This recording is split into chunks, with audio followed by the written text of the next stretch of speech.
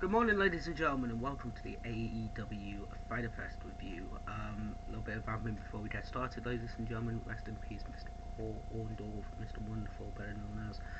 All six of Hulk Hogan's first opponents at WrestleMania have now died. Man, that sucks. That sucks, ladies and gentlemen. So rest in peace. My condolences go out to his friends and family. But ladies and gentlemen, as they say, the show goes on, and we are here for AEW Fyter Fest. So last week there were some good things I liked about the show. I have to admit, I enjoyed the Dark Order, Kenny Omega, Adam Page segment. I thought that was a really good segment, personally. I loved the debut of Aleister Black, better known as Tommy End, better known as Malachi Black. I thought that was really well handled. And I have to admit, even though I wasn't a massive fan of it, I thought that the strap match was good as well, the opening contest, as well as the promo between MJF and Jericho. It was really good. Weirdly to say that I enjoyed more talking segments than matches last week. That's a new one for me, ladies and gentlemen. But there were some things I didn't like. There were some things I enjoyed, but I thought were a bit unmeshed, which was Andrade El Idolo versus Matt Sydal. I thought it looked like it got the wrong person over. It's one of those things, ladies and gentlemen. But Andrade looked okay in the match. And I kind of have to admit, I wasn't a massive fan of the mixed tag match, but I thought it still did its job well, and it was an okay match. So, ladies and gentlemen, we're here for AEW Fyter Fest. We've got Jon Moxley versus Carl Anderson in our opening contest for the IWGP US title. Fuck yes. We've got Darby Allin versus Ethan Page in a coffin match. Looking forward to that. And we're going to be hearing from Adam Page about challenging for the AEW Championship. So, without any further ado, let's watch Jon Moxley versus Carl Anderson. So, Carl Anderson versus Jon Moxley. This was very good, I thought. If this was given a little bit more time and a little bit more breathing, I thought this was great. A little bit of sloppy botch, not botch, but a little bit sloppy when Brian Cage tried to, when Carl Anderson tried to go for a spinning tombstone. It didn't work. He nearly spun, and he actually did drop Moxley on his head, it looks like, but he was able to save it a bit. But bar that looked good. I thought it was very entertaining. This was a good, hard-hitting opening contest, and it was brilliant. Then, ladies and gentlemen, we have the Murder Hawk Lance Archer challenging Jon Moxley for the IWGP United States Championship in a goddamn Texas death match like they did at the Tokyo Dome. They referenced the Tokyo Dome, they referenced Wrestle Kingdom, so fuck it, let's do it one more time, and let's do it in Texas. So, ooh, I'm looking forward to that one, ladies and gentlemen. So, next up we had Andrade El Idolo basically being interviewed by Alex, the manager of Penta El Zero Mero, basically saying that I don't have any questions for you. I hope you don't have a question for me, but I have a question for you. Where is the Death Triangle? Because I'm looking for them. Andrade El Idolo, Penta El Zero Mero, and Rey Fenix as the new Death Triangle? Damn, boy, I think that would be bloody brilliant as a hit squad, as Andrade as Black Mask and Death Triangle as his hitman. That could be fucking good, ladies and gentlemen. I'm not gonna lie. So, we now are gonna have Ricky Starks versus Brian Cage for the FTW Championship. Let's do this. So we just had Ricky Starks versus Brian Cage for the FTW Championship. This was a bit weird because the fans were cheering Ricky Starks and booing Brian Cage. I thought it'd be the other way around. But no, this match was really good. I mean, there was a little bit of a sloppy hip toss. I don't think Ricky Starks been in the ring for a while, obviously with his neck injury, so he's not really been working in the ring that much. But bar that, it was very entertaining, ladies and gentlemen. I thought this was a good way to bring him back. Hook and Powerhouse Will Hobbs were on the outside, just being respectful, but then screw Brian Cage into giving the belt back to Ricky Starks. And basically, this now looks like they're going to be kicking out Brian Cage, which I think is finally needed. I think he needs to go on his own because he can be a good talker, ladies and gentlemen. Then we have Cody Rhodes coming out in a white suit, so we know which feud he's in now, ladies and gentlemen, to talk about the incident with Malachi Black. So, last week, Malachi Black gets into the ring and kicks Arn Anderson, who's 62 years of age, Jesus Christ, and then kicks Cody. So Cody comes out and basically says, bah, bah, bah, bah, bah, you don't kick a 62-year-old man, not only do you do that, you don't do that from behind. If you want to fight, let's fight. Malachi Black gets into the Titantron, and somebody's been smoking a ton of vapes, and then tells the story of a trainer who shoots his prize horse after realizing that he is gone, he's past his prime, so he goes to his favorite field, gives him his favorite treat, and puts the bat over his head, pulls the trigger, tells all this time, and Cody just turns around and goes, I'm not past my prime, motherfucker, let's fight, and Malachi Black agrees, and gets into the ring, and they fight, and then it gets pulled apart.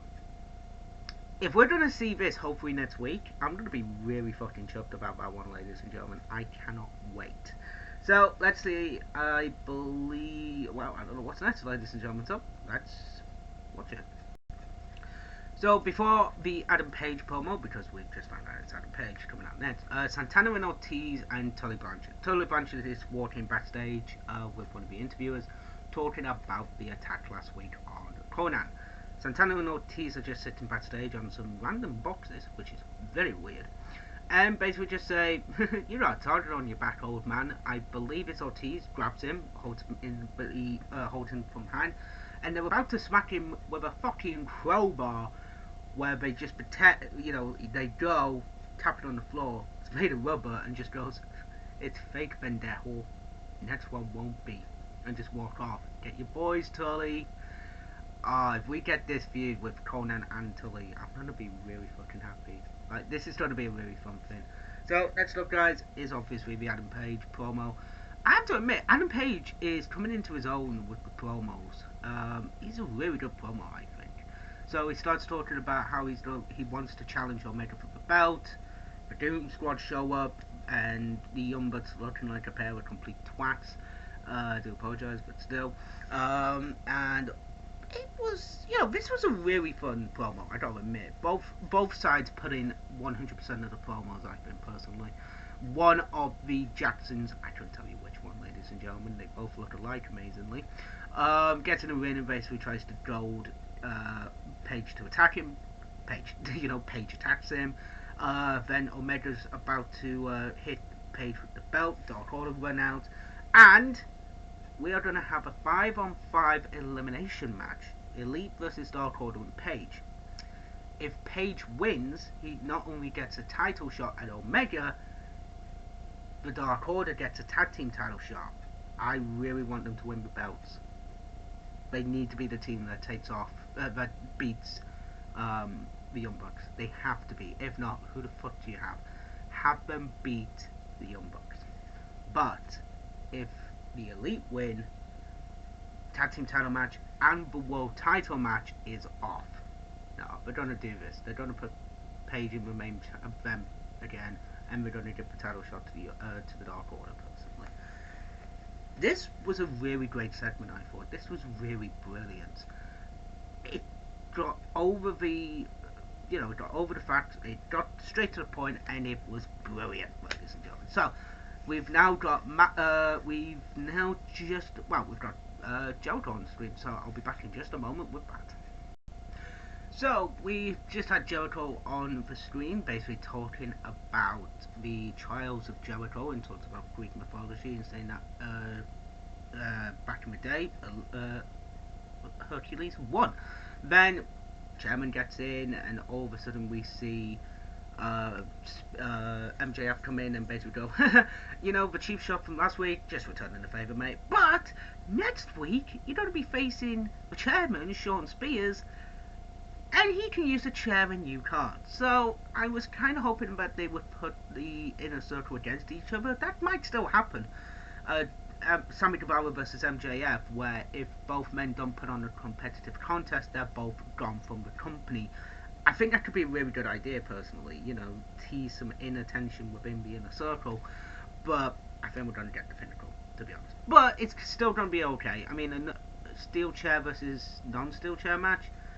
Yeah, I think I'm looking forward to that. So we've now got Matt Hardy versus Christian Cage. Let's do this. So we just had Matt Hardy versus Christian Cage. A surprisingly long matchup, actually. Um, this is a Matt Hardy versus Christian Cage matchup. What do you want me to tell you? It was good. I don't think they've ever had a bad matchup. They've rarely had any singles competition. They've had tag team matchups mainly. This was good. I enjoyed it. I mean, I like the history that Excalibur was saying about how Christian's never been able to pin Hardy one-on-one. I like that. I like the story. And I also like the fact that obviously everyone comes out from fucking Matt Hardy's group to basically be like, hello, you're going to be attacked, and then Jungle Boy comes in and basically be like, and Jurassic Express come in and just be like, well, fuck you, you bastards. But this was a really good matchup. Again, it's Christian Cage versus Matt Hardy. It's gonna be, they're not exactly spring chickens anymore, but they put on a really good matchup, I thought. Very entertaining. And again, Christian wins with the kill switch. So hopefully this feud's gonna continue. It might continue, I don't know. But you never know, ladies and gentlemen. So let's have a look and see what our next segment is going to be. Oh, we've got Rusev. Miro, not Rusev. We have Miro, God's champion. So let's watch this. So, ladies and gentlemen, we just had Miro talking about how he is God's champion and he is the Redeemer, and very entertaining. I gotta admit that one. And wow, a new belt for the Redeemer, white and green with the TNT Championship. Ooh, that actually looks a lot nicer. It looks a lot cleaner, I think, personally. I enjoyed the red belt, but they needed to differentiate that belt from the original TNT title.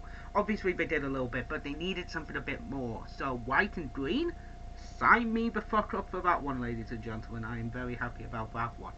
Now we have Mr. Tony Schiavone in the ring with Dr. Britt Baker, DMD. Let's have a look. God, now I'm doing it. Let's have a look, ladies and gentlemen, and obviously we have her first title matchup, which is her versus Nyla Rose next week at Fighter Fest 92. So, let's see what she has to say. So, we just had the promo with Dr. Britt Baker, DMD. I have to admit, I do like her promo. I think she's done a lot better on the mic. She's done a lot smoother on the mic. It seems like she's come really into her own in this gimmick, with this idea, so it's really great. She talks about the matchup, basically. She talks about the St. Patrick's Day Slam match, obviously, with Thunder Rosa. Builds up this match really well, I think. Both Nyla rolls up, they have a bit of an exchange with Nyla and Britt Baker. Really good idea.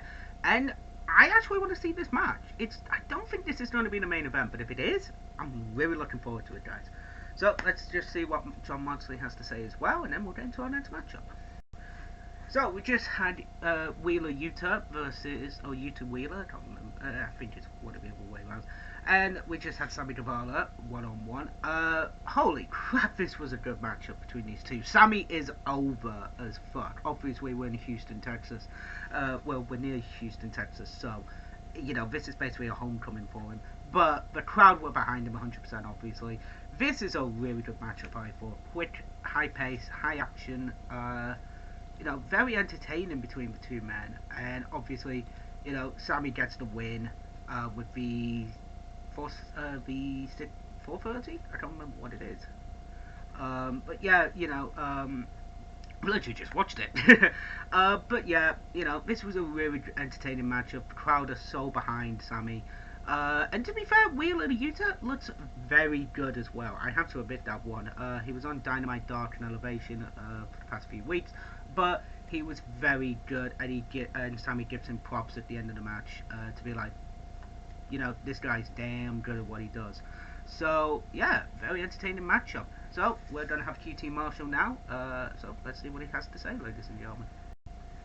So I just had QT Marshall talking to Tony Schiavone, and yeah, QT's a fucking dick. Basically, he says, "Oh, you were very good to, you were very quick to say 2 weeks ago I beat Cody, and then this week, I lost to the strap match last week. There was a fucking protein shake on Tony Schiavone, but bastard, fucking hate it." So next up, ladies and gentlemen, we have Penelope Ford. I do like what she's doing with her hair versus Yuka Nagasaki, I believe. Yeah, Sakasaki. I apologize. So, ladies and gentlemen, let's watch this. So we just had Penelope Ford versus Yuka Sakasaki. I apologise. This was good. It wasn't anything special, but it was entertaining, ladies and gentlemen. Yuka did win the match. Would have liked it if Penelope did win, but we can't always get what we want, ladies and gentlemen. But then we've got Rundown for night 2, ladies and gentlemen, which is always entertaining. But now, ladies and gentlemen, it's our main event. Ethan Page versus Darby Allin in the coffin match. Not a casket match, a coffin match. I'm looking forward to this one. I think this is going to be a good matchup. So, let's get to it. Or let's get to our main event talking segment and then our main event match. So we just had Darby Allin versus Ethan Page in this coffin match, and my god, this was a great matchup. A lot of moves were done in this. Scorpio was in the coffin, Sting came out to attack Scorpio. They go into the crowd, they use the steel stairs, they use a skateboard, they use the bottom turnbuckle. This was a great main event, I thought, very entertaining. Darby gets the win and then climbs to the top of the ring and just coffin drops into it. Fucking hell, that looked painful. But this was a great match. It told that story of if I'm gonna beat you, I'm gonna fucking kill you. This was a great matchup, and this whole show was great. What did I think of it? It was brilliant. The talking segments were just the right length. The matches were great. If I have to pick something out to be the standout, I would have to say Britt Baker. I gotta admit, for the talking segment, she was bloody brilliant, and the back and forth between her and Nyla Rose was good. Match, I have to admit, I gotta go for the coffin match. It was absolutely brilliant. If this was night 1, I cannot wait for night 2 next week, ladies and gentlemen. So, with that being said, thank you very much for watching my AEW Fyter Fest review. I hope you enjoy it, guys. I do apologise about it being a little bit shorter than normal, but I have a very busy day because, as many people know, I started this channel many, many years ago. So, happy birthday, Mum. And I will see you at the CWS on Friday. TTFN.